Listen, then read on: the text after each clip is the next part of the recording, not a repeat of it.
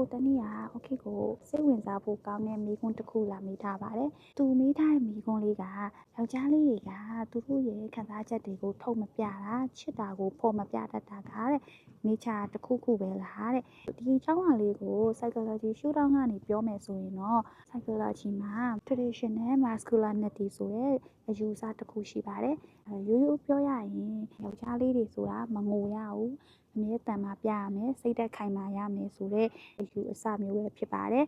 ဥပမာကလေးတစ်ယောက်က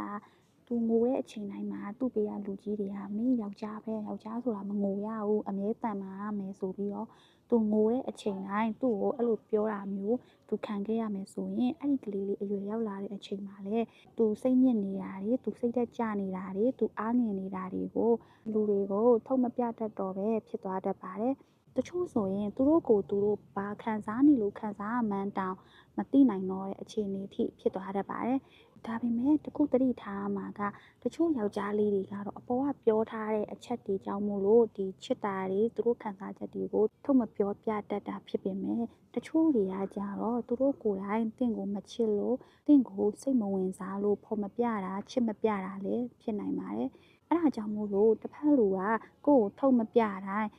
သူကထုတ်မပြတတ်တာပါလို့တွေးလို့တော့မရပါဘူးဒါကြောင့်လူတစ်ယောက်ကိုနားလည်ဖို့ဆိုရင်သူပြောတဲ့စကားတွေထက်သူလုပ်တဲ့အမူအရာတွေကိုပိုကြည့်ပေးဖို့လိုပါတယ် psychology ကတော့လူတစ်ယောက်ကိုနားလည်နိုင်အောင်ကူညီပေးပါတယ်ဒါပေမဲ့ကိုယ့်ကိုနာကျင်စေတဲ့အပြုအမူတွေကိုအကြောင်းပြချက်ပေးဖို့တော့မဟုတ်ပါဘူး